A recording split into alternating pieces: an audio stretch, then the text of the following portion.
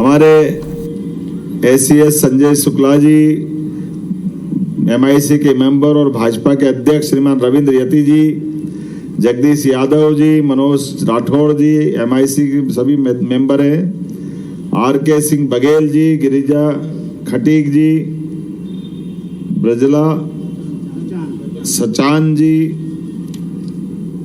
पूरा मंच और आप सब, कल रंग पंचमी का त्योहार है, आप सबको यहीं से बधाई दे रहा हूं।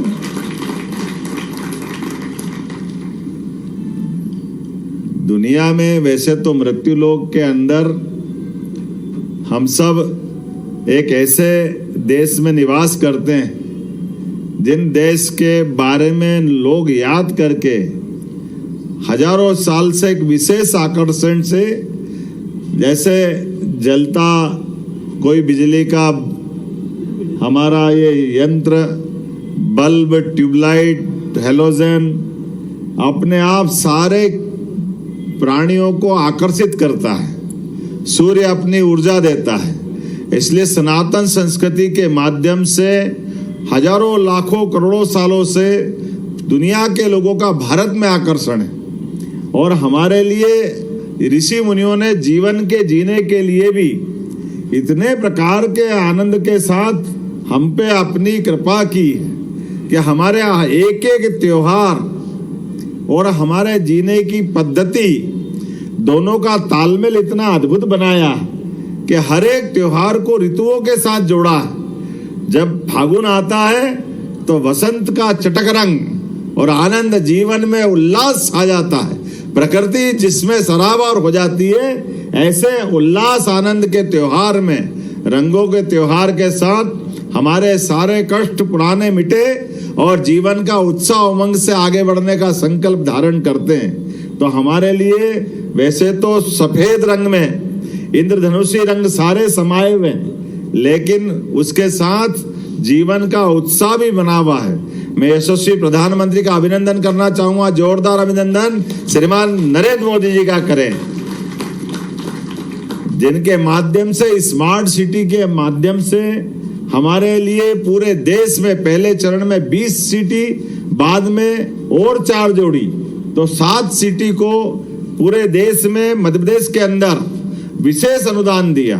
और यहाँ अनुदान दे करके जब यहाँ दीवारों के लिए केवल ये बनाया एक अपना भौगोलिक रूप से हमारे लिए वो अपना एक स्ट्रक्चर हो सकता है, लेकिन सच्चे अर्थों में इस भवन के अंदर हमारे निवास के बाद जो आत्मा बसेगी उसका आनंद ही अलग है। और मुझे इस बात की प्रसन्नता है, हम देश के, दुनिया के सबसे बड़े लोकतांत्रिक देश के अंदर एक ऐसे व्यक्ति के राज में हमारा गणतंत्र मुस्कुरा रहा है, जिनके माध्यम से लगभग 145 करोड़ से ज्यादा देशवासियों के सबके अपने मकान हैं, लेकिन इस देश के अंदर सबसे बड़े पद पे बैठ रहे व्यक्ति का अपना खुद का आशियाना नहीं है। हमें इस बात का गर्व जो दूसरे के लिए जी रहा है, उसका नाम नरेंद्र मोदी। जिसने कल्पना कैसी की है, कोई कल्पना कर सकता है कि गरीब से गरीब आदमी, शहरी हो या ग्रामीण हो, सबको अपना मकान मिले। तो ग्रामीण क्षेत्र में चूंकि बाकी चीजें सस्ती हो जाती, जमीन की अपने ढंग से उपलब्धता हो जाती, तो 1.5 लाख रुपया उसके लिए, और जो हमारे अपने शहरी क्षेत्र के अंदर 2.5 लाख के मकान उनको दिलवाए। उससे आगे बढ़ो तो अलग अलग अपने अपने स्केल में, जैसे अभी इस बार 8 लाख तक का इनकम टैक्स के दायरे में अब 8 से 12 कर दिया, 12 लाख तक का छूट देने का प्रयास किया है। और इनको भी अलग अलग प्रकार से स्वयं के आवास ले ले तो उसमें भी अलग अलग टैक्स की छूट दी है, और उसको किसी भी प्रकार से ब्याज की मदद करते हुए सबका अपना मकान बने। ऐसे में जब हमारे अपने भोपाल में भी मैं अगर संख्या देख रहा था कि अगर पुराने वो मकान, यद्यपि वो फैले थे, लेकिन बने कब थे? 1956 में मध्य प्रदेश बना है, उसके बाद 2-4 साल आगे पीछे बने होंगे। मकान कब तक चलते पता नहीं, लेकिन 1800 मकान हटा करके लगभग 3315 मकान मिलेंगे। जोरदार अभिनंदन करें, ये बड़ा संकल्प पूरा हो रहा है। ऐसे में जब आज यहाँ हम कुछ मकानों को देने के लिए नैमित्तिक रूप से 5 लोग यहाँ आए हैं, लेकिन मुझे बताया गया जी टाइप के 364 आवासों का लोकार्पण हो रहा है। जोरदार अभिनंदन सबके लिए, जिनको मिला उनका आनंद है, उनको बधाई।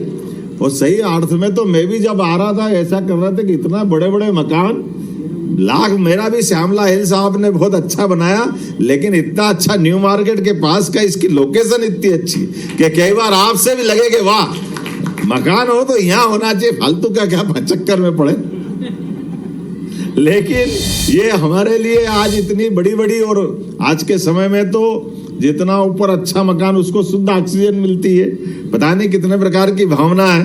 लेकिन नगर निगम वालों से बोलना चाहूंगा, आज तो आपने 364 दिलवाए, तीसरा चरण भी 3-4 महीने में पूरा कर देना भाई, जल्दी लोकार्पण करने हम आएंगे ताकि बाकी लोगों को भी दिलवाएं, जितने बच्चे उनको भी दिलवाएं। आज इसके लिए भी 116 करोड़ 26 लाख की लागत से स्मार्ट सिटी के माध्यम से ये भवन बनाए गए। मैं अपनी ओर से बधाई देना चाहूंगा। मुझे बताया गया कि अब जो बनेंगे थोड़े एफ टाइप के 336